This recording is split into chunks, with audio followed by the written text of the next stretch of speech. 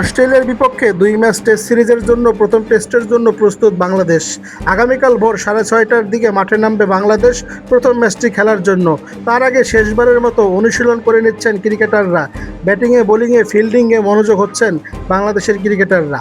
বাংলাদেশ কি পারবে প্রথম টেস্টে নিজেদের প্রমাণ করে নিতে, নাকি নাজমুল হোসেন শান্ত বাহিনী পরাজয়তা বরণ করবে? তবে বাংলাদেশের ক্রিকেটারদের দেখে মনে হচ্ছে তারা আসলে হারতে শেখেনি। বোলিংয়ে, ব্যাটিংয়ে ৩ ডিপার্টমেন্টেই কিন্তু তারা খুব কঠোর পরিশ্রম করছেন। অস্ট্রেলিয়ার যে মাঠটায় খেলা হবে, ডারউইনের মারানা স্টেডিয়াম, সেখানে তাপমাত্রাটা প্রায় 40-এর উপরে। এত গরম থাকার সত্ত্বেও কিন্তু ক্রিকেটাররা নিজেদের মানিয়ে নিচ্ছেন, বিশেষ করে পেস বোলাররা। তবে আরেকটা স্বস্তির খবর হচ্ছে লিটন কুমার দাস কিন্তু পুরোপুরি ফিট হয়েছে।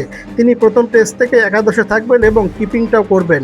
এটা ক্রিকেট ভক্তদের জন্য একটা সুসংবাদ বা বাংলাদেশ দলের জন্য সুসংবাদ। তবে ওপেনিং ডিপার্টমেন্টটা কেমন হবে, ব্যাটিং অর্ডারটা বা কেমন হবে, এটাও কিন্তু একটা চিন্তিতর বিষয়। অস্ট্রেলিয়া যে একাদশটা ঘোষণা করেছে সেখানে কিন্তু ৫ জন পেস বোলার। বাংলাদেশের ওপেনিং ডিপার্টমেন্টটা কীরকম হতে পারে, এইটা কিন্তু একটা দেখার বিষয় রয়েছে, বা বিসিবি বা টিম ম্যানেজমেন্টের অবশ্যই ভাবতে বাধ্য করবে।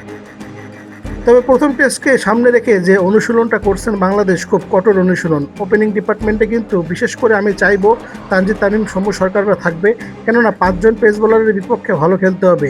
লিটন কুমার দাসও যেহেতু একাদশে ফিরেছে, তাহলে বাংলাদেশ একটা ব্যালেন্স পুল হতে পারে। তবে অস্ট্রেলিয়ার বিপক্ষে ভালো খেলেই ম্যাচ জিততে হবে, বা ম্যাচ না জিতলেও ড্র করতে হবে, বা সম্মানজনক একটা ভালো স্কোরও করতে হবে, বোলারদেরও ভালো খেলতে হবে।